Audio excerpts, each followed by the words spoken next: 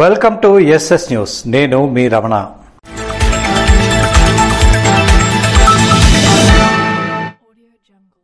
అక్షర యోధుడు రామోజీరావు చేసిన సేవలను పాత్రికేయులు ఎప్పటికీ మర్చిపోలేరని విజయనగరం ఎంపీ కలిశెట్టి అప్పలనాయుడు అన్నారు.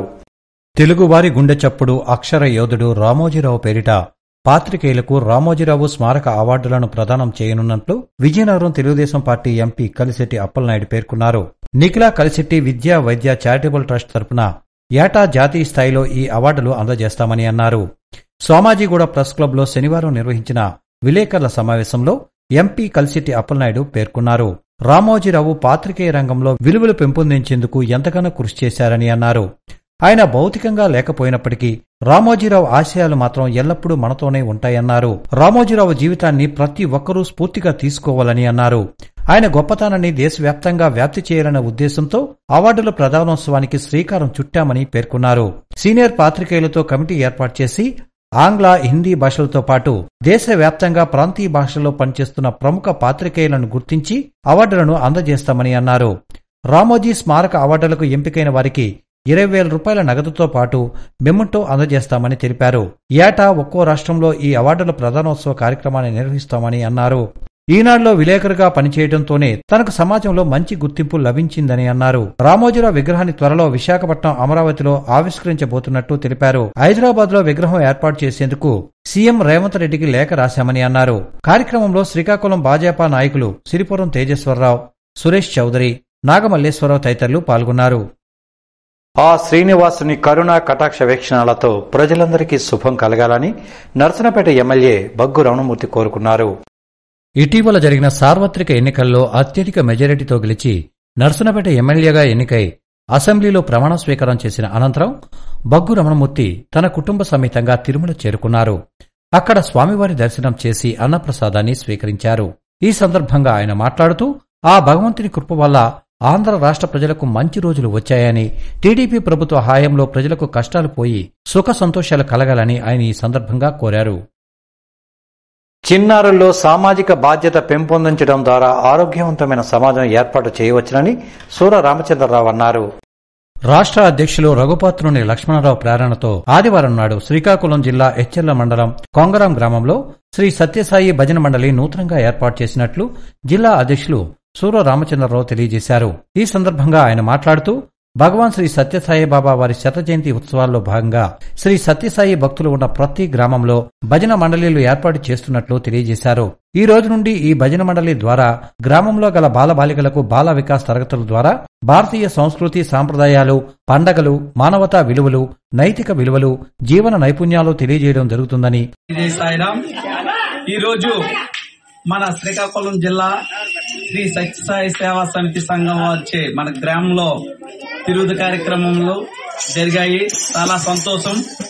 ఆ స్వామివారి ఆశీస్సులు మన గ్రామాల్లో దివ్యాశీస్సులు ఉండాలని, అలానే ఎన్నో మార్లు సేవా కార్యక్రమాల విషయంలో గాని మన కొంగరాం, చిన్న కొంగరాం, ఏజియన్పేట మన పంచాయతీ గ్రామాల్లో ఎన్నో సార్లు ప్రమాదవశత్తు ఇల్లు కాలిపోయేటప్పుడు గాని వాళ్ళకి పరికరాలు, బట్టలు, దుస్తులు, శీతాకాలం వస్తే వృద్ధులకి దుప్పట్లు లాంటివి, అలానే ఎంతో పేదవాళ్ళకి తినడానికి అమృత కలశాలు అంటే బియ్యం, పప్పు ఇలాంటి ఎన్నో వస్తువులతో వాళ్ళకి జీవనాన్ని సాగించుటకు సహకరించిన శ్రీ సత్యసాయి సేవా సమితి వారికి మరొకసారి ప్రతి ఒక్కరికి కూడా పాదాభివందనాలు తెలియజేస్తున్నాను. అలానే మా చిన్నకొంగరం గ్రామం విషయానికి వచ్చేటప్పుడు గతంలో త్రాగునీరు సమస్య ఉంటే అక్కడ ఒక వాటర్ ప్లాంట్ తయారు చేసి వాటికి ఒక బోర్ కూడా మంజూరు చేసి ఆ సేవా సంఘంతోనే మన చిన్నకొంగరం గ్రామంలో వేయడం జరిగింది.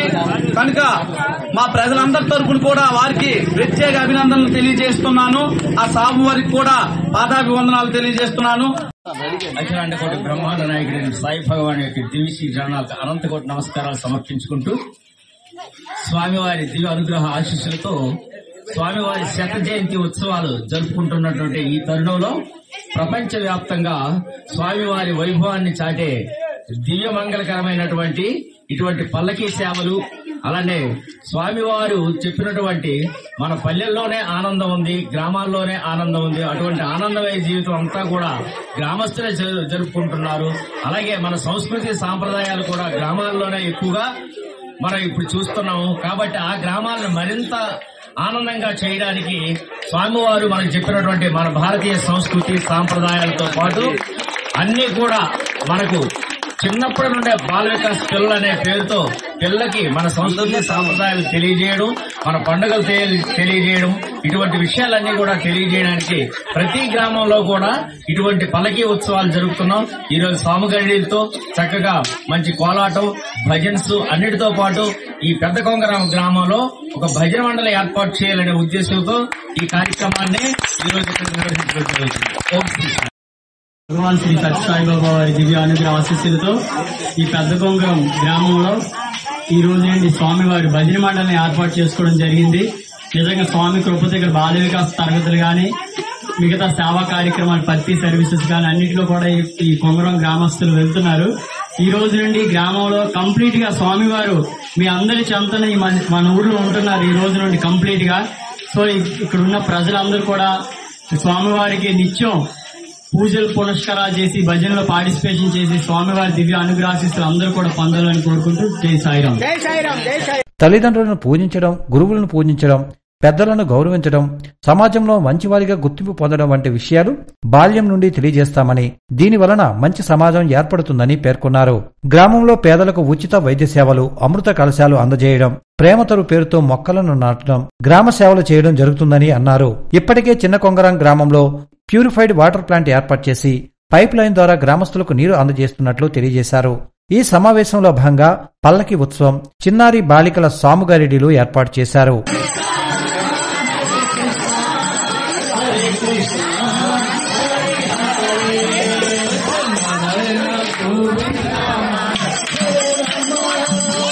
ఈ కార్యక్రమంలో గ్రామ సర్పంచ్ గుండ రవి, జిల్లా skill development incharge Boina Narasimhamurthy, జిల్లా సేవదల్ కోఆర్డినేటర్ పప్పల నాగేశ్వరరావు, జిల్లా youth coordinator Sivakumar, Likhil, Charan, study circle incharge Anantakrishna మరియు గ్రామస్తులు, భక్తులు పాల్గొన్నారు. ఆకలిగొన్న వారికి పట్టెడన్నం పెట్టడంలో ఎంతో సంతృప్తి ఉంటుందని గొండు శంకర్ అన్నారు. ఇచ్చిన మాట కట్టుబడి ఉండడం కోసం ఖర్చుతో కూడుకున్నదైనా వెనకాడకుండా పేదల ఆకలి తీరుస్తున్నారు గొండు శంకర్.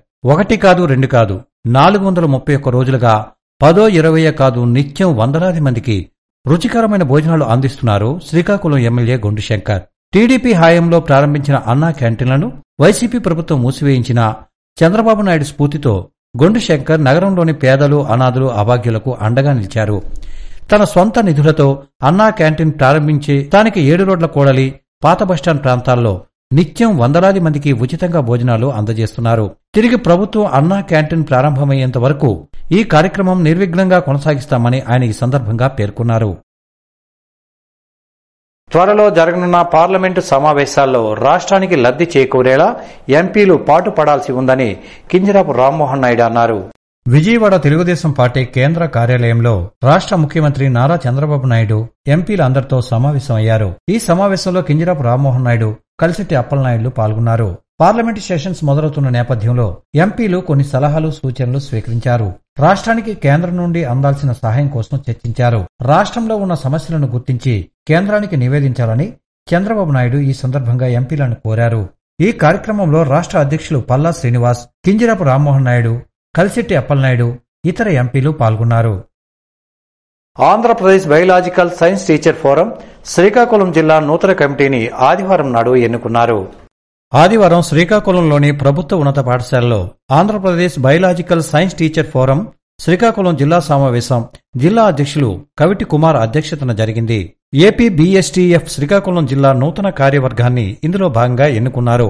గౌరవ సలహాదారుగా ఎన్ కుమారస్వామి, సలహాదారుగా ఎస్ ఉమామహేశ్వరి, గౌరవ అధ్యక్షులుగా కవిటి కుమార్, అధ్యక్షులుగా పుట్టా ఉదయ్ కుమార్, ఉపాధ్యక్షులుగా గగనకుమారి, ప్రధాన కార్యదర్శిగా పూజారి గోవిందరావు, సంయుక్త కార్యదర్శిగా ఎం కవిత, కోశాధికారిగా వి త్రివిక్రమ్, రాష్ట్ర కమిటీ సభ్యులుగా ప్రమోద్ కుమార్ పాడి, గుంటి గిరిధర్లను, అలాగే అకాడమిక్ కోఆర్డినేటర్ గా జి మోషే, టెక్నికల్ కోఆర్డినేటర్ గా డి మురళి, లాజిస్టిక్ కోఆర్డినేటర్ గా ఐ రేవతిలను సమావేశంలో ఏకగ్రీవంగా ఎన్నుకున్నారు. ఇందులో భాగంగా వీరు మాట్లాడుతూ జిల్లాలో అన్ని మండలాల్లో అన్ని స్కూల్ కాంప్లెక్స్ లోనూ కమిటీలు నిర్మాణం చేసి ఏపీ BSDF ను విస్తరింపచేయడానికి నిర్ణయించామని పేర్కొన్నారు. జీవశాస్త్ర బోధనా ప్రక్రియలు మరింత అభివృద్ధి చేసేందుకు, విద్యార్థులను శాస్త్రీయ దృక్పథం కలిగి ఉండేలా తీర్చిదిద్దేందుకు, విద్యార్థులు బయోలాజికల్ సైన్స్ లో సంపూర్ణమైన అవగాహన కలిగి ఉండి భవిష్యత్తులో నీట్ మరియు ఇతర కాంపిటేటివ్ ఎగ్జామినేషన్స్ లో మంచి ఉత్తీర్ణత సాధించేందుకు సిలబస్ ఉండే విధంగా ప్రభుత్వానికి నివేదించేందుకు, అలాగే ప్రొఫెసర్లు, శాస్త్రవేత్తలు, విద్యావేత్తలతో సెమినార్లు, వర్క్షాప్లు నిర్వహించాలని ఈ సమావేశంలో నిర్ణయించారు.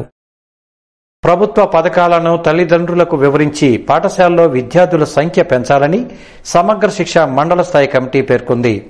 సమగ్ర శిక్ష SPD ఆదేశాల మేరకు OSC ఎన్రోల్మెంట్ డ్రైవ్ చేపట్టే నిమిత్తం నర్సనపేటలో శనివారం నాడు ఎన్యూమరేటర్స్ మరియు మండల స్థాయి కమిటీ ఆధ్వర్యంలో సమావేశం నిర్వహించారు.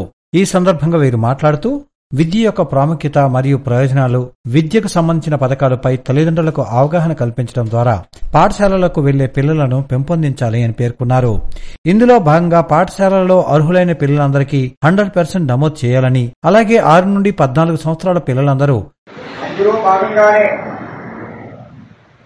మనం ఏం చేయాలి, ప్రతి సంవత్సరం చేస్తున్నాం. ఒకప్పుడు మనం ఏం చేసేవాళ్ళం, పేపర్ మీద రాసేవాళ్ళం, సింపుల్ గా గురి పెట్టినా మనం నీళ్ళ రాసిచ్చేవాళ్ళం. కానీ ఇప్పుడేంటి, మనం ఏనంటున్నాం, వాళ్ళు బయట చూస్తే ఎక్కడో ఏ షాపులో, కార్ఖానాల్లో, ఎంత పొలాల్లో ఎక్కడో దగ్గర వాళ్ళు కనిపిస్తూ ఉంటారు. వీరన్నిటికీ కారణాలు కూడా నాకు తెలుసు, జీవిత రవం అనడానికి లేదు. వీరన్నిటికీ అసలు కారణం పేదరికమే. అంటే పేరెంట్స్ చదువుకోకపోవడం, వాళ్ళకి అందరూ చదువుకోవాలి, అందుకు అందరూ బాధ్యత వహించాలి. అయితే మన డిపార్ట్మెంట్ పరంగా ఇక్కడ ఏదైనా మనం ఒక వ్యవస్థలో కానీ, ఒక డిపార్ట్మెంట్ లో కానీ ఏదైనా సమన్వయం ఉండాలి, కోఆర్డినేషన్. ఎవరూ పాఠశాలకు దూరంగా ఉండకూడదని, మధ్యలో మానేసిన పిల్లలు అందర్నీ తిరిగి పాఠశాలలో తీసుకోవాలని సభ్యులకు తెలియజేశారు. ఈ లక్ష్య సాధనకు మండల స్థాయి కమిటీలు ఏర్పాటు చేయడం జరుగుతుందని వీరు పేర్కొన్నారు. ఇవండి SS న్యూస్ విశేషాలు. తిరిగి మళ్ళీ మరిన్ని విశేషాలతో మళ్ళీ కలుద్దాం. Stay tune to SS news.